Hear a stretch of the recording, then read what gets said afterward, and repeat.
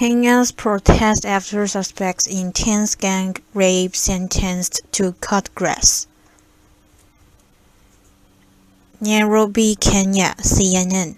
Kenyans marched through Nairobi on Thursday to demand justice for a teen who was allegedly gang raped, and the suspects ordered to cut grass as punishment. The 16-year-old was allegedly dumped in a sewage ditch after the attack, local human rights groups said. She later identified 3 of 6 suspects, who cut grass at a police station and were freed afterward, according to the groups. Protesters made their way through downtown to the police chief's office to deliver a global petition demanding the arrest of the suspects. They chanted "Justice for Liz" and carried placards with the same words. Men and women waved underwear and stuck other underwear on the gates of the police chief's office. Some danced, beat drums, and cried. This is the nickname given to the team by the local media. CNN does not identify alleged victims of sexual abuse. Cries for help. Liz was walking home from her grandfather's funeral in the northwestern town of Busia when the alleged attack occurred. Hours later, neighbors heard her cries for help and pulled her out of a latrine, bloody with broken bones, rights group said. She identified 3 of her alleged attackers, and an angry mob of neighbors hauled the suspects to the local police station. But what followed added to the outrage. Police ordered the suspect to cut grass in the yard, then released them shortly after, said Milano Koyet, a representative for Kenya's Coalition on Violence Against Women, which is providing the team with free legal help. Outcry grows after rape suspects are ordered to cut grass as punishment. The suspects' whereabouts are unknown after they left the police station, but the top aide for the Kenya police chief said an investigation is underway. We're going to make sure that her case is attended to with the seriousness that is deserved, and that we are making all effort to make sure that the culprits are arrested wherever they are, said William Dreyer, Chief of Staff for Kenya Police. Reports that the suspects have crossed the border to neighboring Uganda will not hamper the investigations, he said. We have put mechanisms in place to make sure that they are located even across the border where it is being alleged that they are, Dre said. She has to use a wheelchair. Word of the attack got out in October, 3 months later, when one of her doctors, outraged by the incident, called a journalist at the Daily Nation newspaper. The newspaper broke the story and is spreading a fundraiser to pay for her medical bills. By then, Liz had been hospitalized several times and had to use a wheelchair. She also suffered from a condition that makes her unable to control her bowels as a result of the rape, the Coalition on Violence Against Women said in a statement. She's been in and out of the hospital since June. Her mother, a small-scale farmer, leased her land to make extra money to send her to a bigger hospital in the nearby major city of Kakamega, according to Koyet. Outraged on social media, there has been an outcry on social media, with Kenyans demanding the arrest of the suspects and the officers who ordered them to cut grass. The 6 suspects are between the ages of 16 and 20, Collyer said. Global Campaign Network Evers launched an online petition demanding justice. It had more than 1.3 million signatures by the time protesters delivered into the police chief's office Thursday. More protests planned. Local rights groups have teamed up to demand justice in the case and are planning more protests until arrests are made. At least 22% of Kenya girls younger than 18 experience some form of sexual violence, according to a report released last year by the government and the United Nations. The numbers may be higher because many rapes go unreported for fear of stigma. It's found guilty of gang defilement. The suspects face 15 years to life in prison, Collyer said. Rape sentences feel like Judgment Day for all of India. 3 detained after sophisticated San Diego Tijuana drug tunnel found. San Diego, CNN. The passageway that zigzagged underground between San Diego and Tijuana, Mexico was so sophisticated that officials call it a super tunnel. The drug tunnel stretched the length of nearly 6 football fields and had lighting, ventilation, and an electric rail system, authorities said Thursday. It was 35 feet deep, 4 feet tall, and 3 feet wide, and it was built by one of Mexico's most notorious criminal organizations, the Sinaloa Cartel. U.S. Attorney Laura Duffy told reporters. And now 3 people are in custody and could face federal charges after investigators seized more than 8 tons of marijuana and 325 pounds of cocaine linked to the tunnel, U.S. Immigration and Customs Enforcement said in a statement. Word of the detentions comes a day after investigators shut down what they described as the newly completed and high-sophisticated tunnel, which connected a warehouse in Mexico with another warehouse in a California industrial park. Duffy said that authorities have a message for cartels tied to drug tunnels. If you continue to build and attempt to use these tunnels, we are determined to make this a big waste of your dirty money, she said. Not only will we take your drugs and shut down your tunnels before you even get an opportunity to use them, but we are now in a position where we are going after your management. Prosecutors are reviewing charges against the detained individuals and expect they will be filed later Thursday, according to Duffy.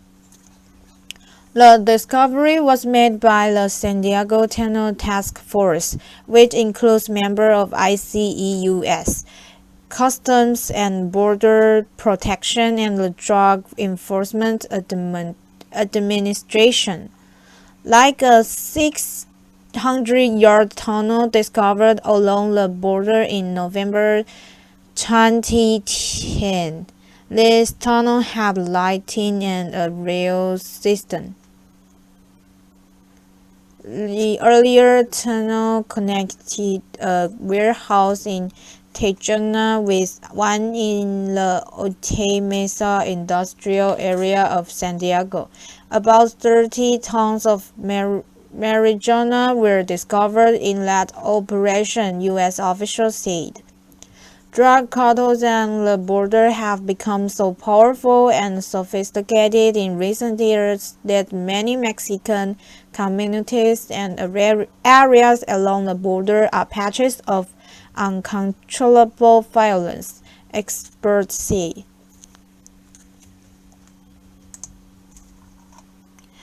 NSA chief addresses report that agency taps into Google Yahoo data's link. Washington, CNN. The National Security Agency doesn't have access to servers run by internet giants Google and Yahoo. Its chief said it's a pushback to a Washington Post report that the U.S. spy network taps into overseas data links to store up millions of text, video, and audio records every day. But in case Alexander's comments at a cybersecurity conference Wednesday don't appear to address the substance of the newspaper allegations. That the NSA has found a way to tap into the data as it moves between servers around the world without many of the restrictions imposed by U.S. law and court oversight. Asked about the report by a Bloomberg television reporter who interviewed him on stage at the conference, Alexander denied breaking into servers or databases run by internet companies. Not to my knowledge, he said, in response to questions about tapping into company databases. It would be illegal for us to do that. So I don't know what the report is, Alexander said. But I can tell you factually we do not have access to Google servers, Yahoo servers. We go through a court order. However, the allegations published by the Post, based on documents leaked by former NSA contractor Edward Snowden, argue that the NSA has hacked into data centers or databases owned by the companies. Instead, the newspaper, citing the Snowden documents and unnamed knowledgeable officials, reporting that the NSA gets access to the data as it passes through vulnerable points overseas on its way to databases around the world. According to the Post, the NSA and the British government's communications headquarters found a way to exploit a weakness in Internet architecture to copy data as it moves from the public Internet into data centers maintained by the companies. The agency then uses custom-built software to decode the company's internal data formats and filter the resulting data for information it wants to collect, the newspaper reported. The material collected under the program, codenamed Muscular, includes email addressing information as well as content such as text, audio, and video, according to the Post. The agency's Fort Meade, Maryland headquarters received 181,280,466 such records in the 30 days preceding the top secret January 9, 2013, accounting on which the Post report is based, according to the newspaper. In a statement, the NSA said the assertion that we collect vast quantities of U.S. persons' data from this type of collection is also not true. NSA applies Attorney General approved processes to protect the privacy of U.S. persons, the agency said. It's unclear how much of the material collected involves what the NSA calls U.S. person, a category that includes U.S. citizens, permanent resident groups, predominantly made up of those groups and businesses incorporated in the United States. But unlike domestic programs that fall under restrictions imposed by law and the oversight of a secret court, surveillance conducted overseas falls under an executive order with less restrictive standards, the Post reported. The report raised concerns from Google and Yahoo, with the Internet behemoth saying they never gave the NSA permission to access communication links to their servers. We have strict control in place to protect the security of our data centers, and we have not given access to our data centers to the NSA or to any other government agency, said Yahoo spokeswoman Sarah Maron. Google has long been concerned about the possibility of this kind of snooping, which is why we have continued to extend encryption across more and more Google services and links, said David Drummond, Google's chief legal officer. We do not provide any government, including the U.S. government, with access to our systems. We are outraged at the length to which the government seems to have gone to encrypt data from our private fiber networks, and it underscores the need for urgent reform. The newspaper report emerged a day after Alexander and James Clapper, the director of National Intelligence, testified before a House committee reviewing the agency's surveillance activities.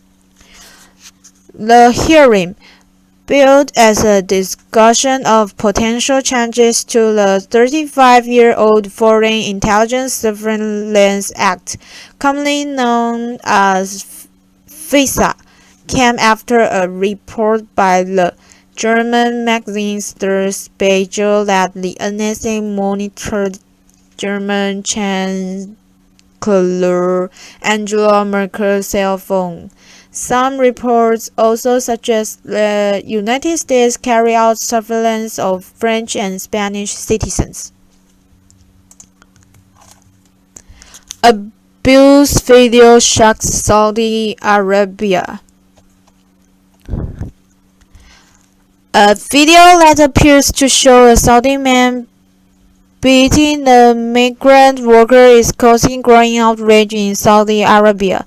In the amateur video, which went viral after it was posted on YouTube, a male worker in an orange jumpsuit is first seen sitting on a floor, scared and submissive.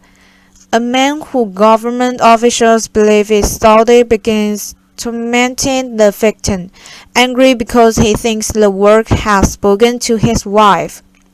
Why did come here when she was there? He asks in what sounds like sounding accented Arabic. I swear I didn't mean it. Please, the man, who from his clothes and accent appears to be a migrant laborer, adding, I swear to God I didn't know.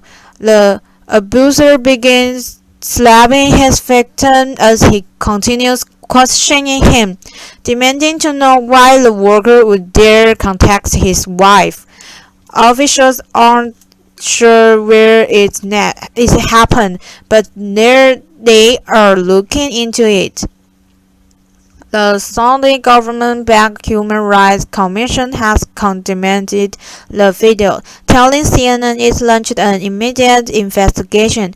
"We are taking this very seriously and are looking into it with Saudi security," said the Commission's Mohammed Al-Mahdi. "We are doing our utmost to ensure the accused abuser is arrested and tried. We are also doing everything we can to find the abused man so that we can help him in any way." CNN cannot independently verify the authenticity of the video, but another Saudi government-backed human rights group, the National Society of Human Rights, is also investigating. "We don't know where it took place, but it is under investigation and will release details in a few days' time," said Michael Al-Qantani, president of the society. As awful as the incident captured on video is, it is not an isolated one. Global human rights groups has documented widespread abuse of migrant workers in Saudi Arabia.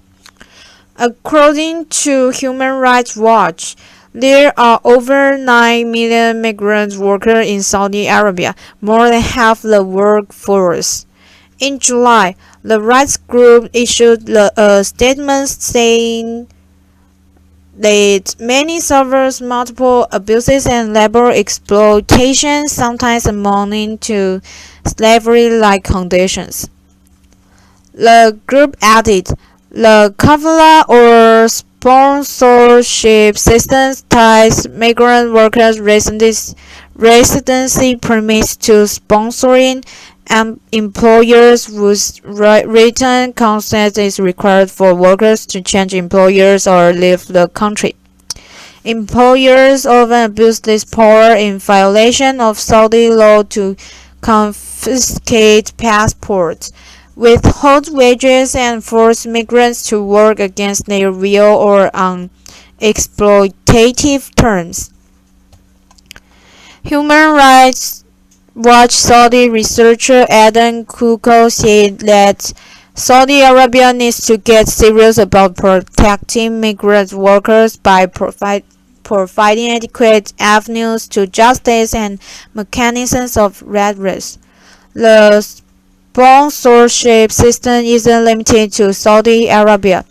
Migrant laborers throughout the Middle East face similar problems. "Nobody can come into the Arab states or in the Middle East without a sponsor," states Edward Cohn with the International Labour Organization.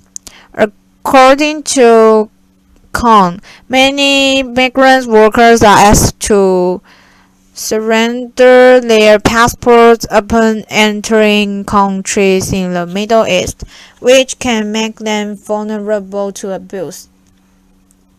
When the employer has that kind of power, then they can dictate the working conditions, explains Cohn. "Whether it's a question of the wage rates, whether it's a question of the work time," adds Cohn. "What is lacking in the Middle East and many of these countries is that the workers don't have representation." Rights activists says it's a huge problem that's only getting worse. This latest case being a prime example. Toward the end of the video, the real brutality begins. "Sit down, kneel down," yells the Saudi man as he begins to flog the victim with a belt. Standing above him, the Saudi man also repeatedly slaps and kicks the worker. The screams of "no" are blood-curdling. Before the end of the nearly 2-minute video, the Saudi man asked the worker if he wants to die. Many are asking if the beating went on and what happened to the victim afterward. Apparently, like the fate of so many abused and forgotten foreign workers, for now, hardly anyone knows.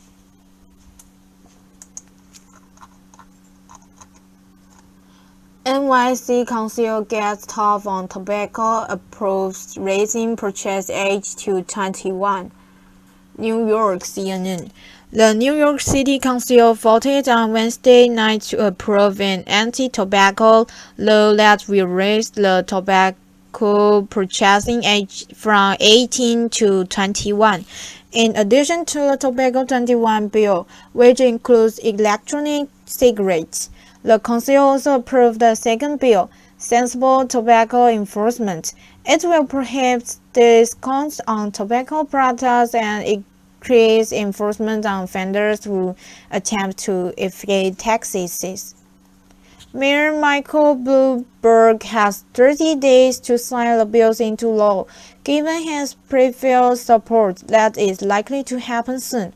By increasing the smoking age to 21, we will help prevent another generation from the ill health and shorter life expectancy that comes with smoking, Bloomberg said in a statement on Wednesday. Tobacco 21 will take effect 180 days after it is enacted, according to the Council's new release. New York City has now become the largest city to have an age limit as high as 21. Needham, Massachusetts raised the sale age to 21 in 2005, according to the New York City Department of Health. Neighboring states and counties have raised the tobacco sale age to 19, including New Jersey in 2005. The Department of Health said. Raising the sales age will protect teens and may prevent many people from ever starting to smoke, Health Commissioner Thomas A. Fairley said in a statement after the vote. While many lawmakers appear to be applauding the bills, some younger New Yorkers were not so pleased. You are an adult. You should be able to buy a pack of cigarettes, one New Yorker told CNN affiliate NY1. I mean, you can think for yourself. I think it's ridiculous, another New Yorker said. Let us be, let us live. This is another step in Bloomberg's mission for healthier NYC lifestyles. In September 2012, the Board of Health voted to ban the sale of sugary drinks in containers larger than 16 ounces in restaurants and other venues, a measure Bloomberg spearheaded. The ban was later repealed by a New York State Supreme Court judge.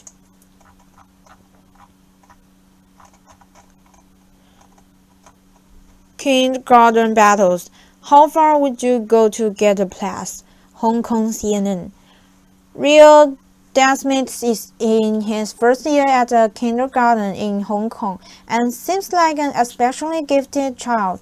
That's because his parents say he can communicate in 3 languages. He is 3 years old.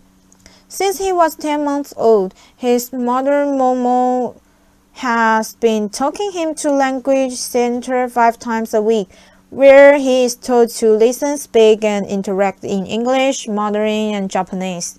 He attends a language school in the city that offers courses for children as young as a few months old. Some parents will even pay a tutor to speak in a particular language for an hour in the belief their baby will absorb this. This is just one of the many examples of how parents in Hong Kong are trying to get ahead of the game by giving their children a competitive edges in the race of limited school places. With a large expatriate community and an increase in mainland Chinese parents wishing to send their kids across the border to school, Hong Kong's world-class educational system is under siege, with applications and list pressures is being felt by parents, many of whom are starting early and going to extraordinary lengths to outshine thousands of other applicants for limited preschool opportunities, believing it will give them an advantage when it comes to securing a primary school place.